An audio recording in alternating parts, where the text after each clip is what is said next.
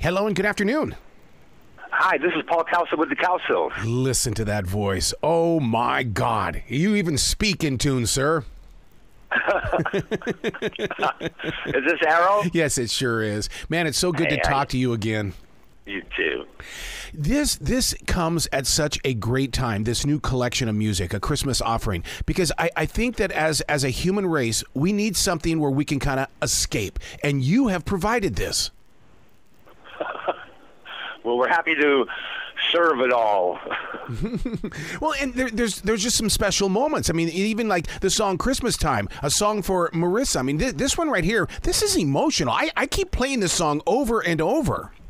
Oh, it is an emotional song for all of us. Bob had that melody. He had the music for years, and he thought it was going to be like an instrumental.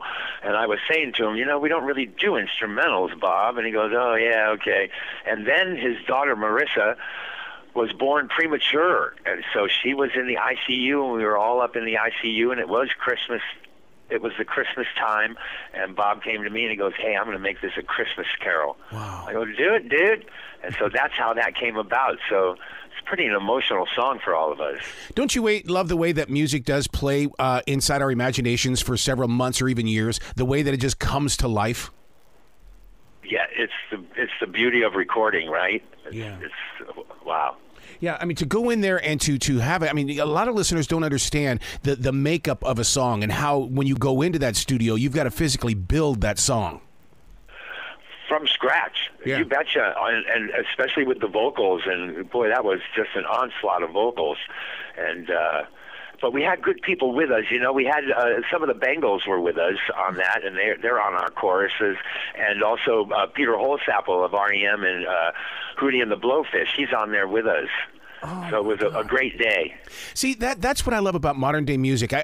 There's such a collaboration going on right now with all artists coming together because, I mean, it's just so magical. It is. It's interesting, too, Arrow, because back in the day, and I don't know why this happened, but in the 60s, everybody was put into although we were all coming off the same radio, yep. People were putting people in different designations. We were bubblegum. Okay, we weren't bubblegum, really. We were pop. I mean, the Archies, they were bubblegum, but, we didn't think we were, but there we were. But now you go forward into the future here, and, the people that like 10 years after and Jimi Hendrix, well, they're coming to our shows because they love the music of the time. See, and that's what's fun about music in the way that, I mean, to me, it's timeless. And I'm fascinated with all the different stories that people bring with them and the several stories they get from like a Cowsill song. Because, I mean, as long as you're taking it with you, you're going to get new memories every day. Absolutely. For sure. It's just crazy. Crazy. How did you like putting Winter Wonderland together? I love the way that this really has that a cappella kind of approach to it. Yeah, so what happened was, Arrow, we were in the studio doing Rhythm of the World, which is our new album that came out, and boy, we had some time, and so what we decided to do, and this will be coming out this year, is an a cappella album, and so we did all the old hits a cappella, which at first I was going, well, is this really fun? But it was so much fun because we kind of made it a Glee thing where we took our voices and made instruments. And, Winter Wonderland was a part of that batch of songs we did a cappella, and then so we took it and put it right on this EP, the Christmas offering, and it's there. So when you use your voice as a musical instrument like that, I mean, that is that reteaching your imagination of the capabilities of your voice? Yeah, because what we know we need to do strings or we need to have horns here, and my brother Bob, who's brilliant, he comes up with, well, this will sound like horns and this will sound like a clarinet, and it's like, oh, okay, yeah, all right, and it's just it's so much fun, the a cappella thing, because you don't have any instruments. And so, it's great creating a cappella stuff. Did it feel like you were impersonating the musical instrument? Well, I don't know if I felt like a clarinet, but as soon as we heard it back in the studio, I went, hey, yeah, that sounds like a clarinet. How do you keep music always in forward motion in your life? I mean, most people are, kind of walking away doing their thing at a certain age, but you guys just keep creating. I know I don't get it myself, but it's all we knew growing up. Yeah. I mean, this was our job. This is what, and it was the best job in the world. But it was, and that we are able to sing together so well. It just made you want to keep doing it. And they're my brothers and my sister. We love each other so much that any chance we could get to move music forward, we're going to do it. See, that's the one thing that I missed from my family is that my mother was very musically inclined. I was musically inclined, but nobody else was. And it was like I was always so jealous of the Cowsills because I wanted to have that in my family. Yeah, we were very, very fortunate, very lucky. My mom was brilliant. I mean, she could sing like an angel. And what she did, it was so natural. She just taught our older brother, Bill, when, heck, I don't even know if I was born yet. It would depend on how many years he's older than me. It's hard to remember now. But my mom taught him how to harmonize. Wow. And then my dad, who was in the Navy for 30 years, he brings home this like ukulele guitar, 4-string guitar, and gives it to my brother, Bill, who starts plucking away at it. And then he got my brother, Bob, and on it went. Wow. It was great. Let's speak about those musical instruments because, I mean, one of the things that happened to me recently was the loss of my mother, and everybody was going, well, what are we going to do with Mom's piano? What are we going to do with it? And I said, you're going to leave it in her home. It has to stay in her home and allow it to be a part of that because that to me is where the piano lives and breathes. Do you have to face that as well? Well, I mean, what we face is that we keep writing these songs. Yes. And if you write them, people, really recently, Arrow, people going, well, God, why are you guys like putting an album out? Well, because we wrote these songs and we figured, well, we better record them and then, might as well let our fans hear them. And then all of a sudden we were with Omnivore Records and out it goes. It was really great. We'd had a couple of outings prior to this and, for one reason or another, they never made it out of the studio, and it was great to get this finished, and so it's so fun though, Arrow. So last weekend we're doing a show, and my brother Bob comes up to me and he goes, "Hey, Paul, listen to this, because Bob likes to write the music, and he likes for me and Susan to write the words."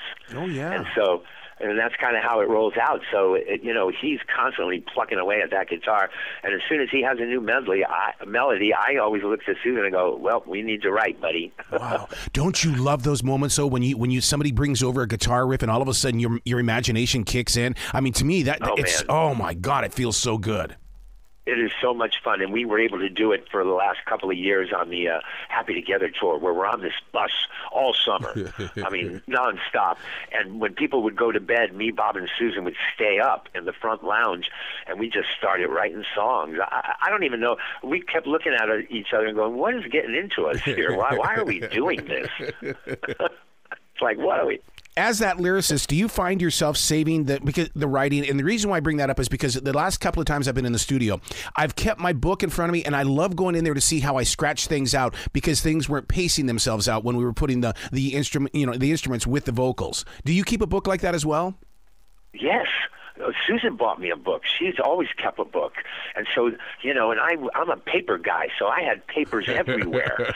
And Susan came up to me one afternoon and just laid this book down on my bed on the bus, and I go, what is this? She goes, I got you a book. Write everything in the book. Yep. And boy, that was a great thing because as when we started writing, I had that book, and I'm always writing poetry and different kinds of things, and man, I just went into the book and I went, oh, Bob, here, let's do this. And oh yeah, it was great, but you got to keep track. As that writer, because I'm a writer as well, so now is there a writing instrument that has to be with you at all times? Me and a piano. Yeah. Yep, I'm the keyboard guy. So, and Bob writes everything on guitar. Susan writes everything on guitars, and I write on piano. Wow. Do you think that it's a lot of fun. Do you think that your performing is actually giving your writing voice a voice? In other words, it's like people go, "Well, I can't sing." Yes, you can. Yes, you can. Just listen to that creative energy inside of you and allow it to be you. Yes, and that's kind of what we are able to do. Writing is just it's kind of like a cathartic thing for us. and we write, and we love getting together and writing, and we have so much fun, and we laugh, and even a sad song, we'll laugh with some of the lines we come up with, that might not make it in, but we have so much fun doing it, and to be able to do it with your brother and your sister, Yep. Way late in the game like we are, it's just it's an incredibly beautiful thing. Yeah, but don't you still feel very young inside? Because I don't hear any age in these songs at all. There's not, and no, Arrow, we are kids at heart, and although we're in our 70s, we're still crazy kids, and it just motivates us, and it keeps us going. Well, when you have a story like that, then you're giving me a new view of the song, Some Good Years. I mean, it's almost like, okay, you guys have been together all of these years. Oh, share with me some good years. And it's like, it just makes me want to listen. Right, and the thing is, what's so beautiful about age and time is that when now we're here and we realize all the good does shine through. All the good things are what we remember.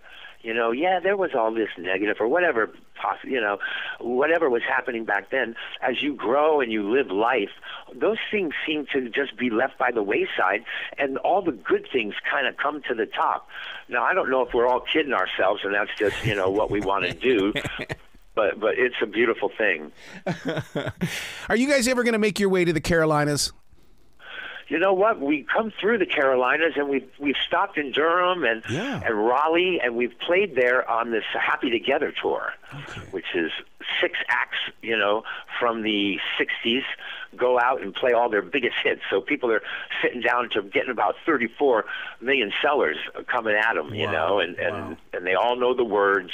There's a lot of tribute bands now that, are out there and still, putting these songs out there. And I'm okay with this. I'm okay with that because it's always about the songs. It's not really about the group or the band, because you'll remember and love the song a lot longer than you'll remember or love the band that might have done it. You might even forget who the heck did it, but you're still singing it. Wow, you just gave me an idea of that. So if you were to sit down and describe the Cowsills, would you say that the Cowsills are much bigger than us? In other words, it's like you're with your brothers and sister, and it's like, but the Cowsills live on well beyond where you will be. Absolutely, and it's that is what's surreal because we're still doing it, and I don't think, and I really think the family part of it is what's made this thing go on for so long. The kids, we always got together. We were a team, and when we get together, things just explode. Like, when we were writing on this bus, I mean, we were just exploding with lyrics, and we were getting all excited, and somebody had to come and tell us to keep it down in the front lounge and all that. And we're going, yeah, right on. But it's great. And because of Susan and Bob, this is why these things are happening for us, because we are tight.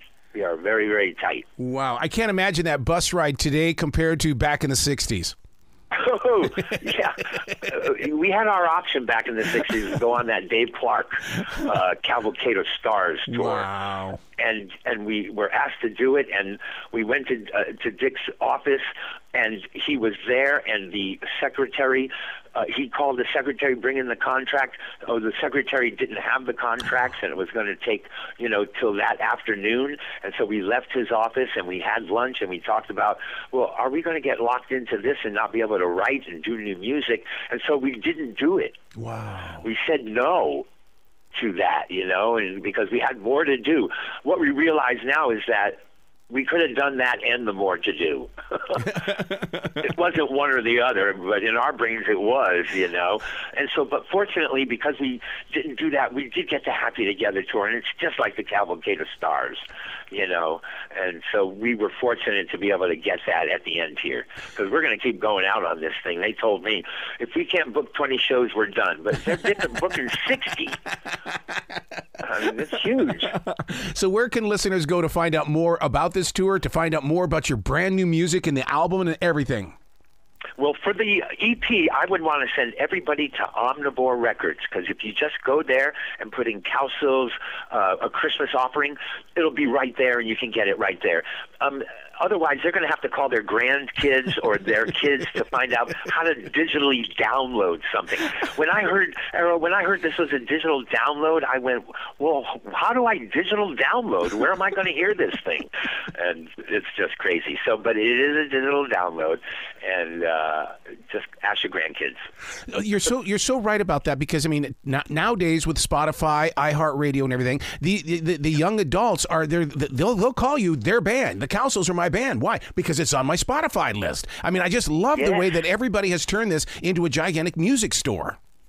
It is, and the funny thing is that that's how we're getting younger people, because they're on Spotify and they see this thing and they go, oh, I wonder what that is.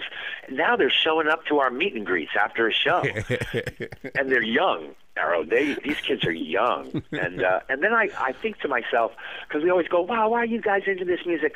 But I think it's a lot because kids did it.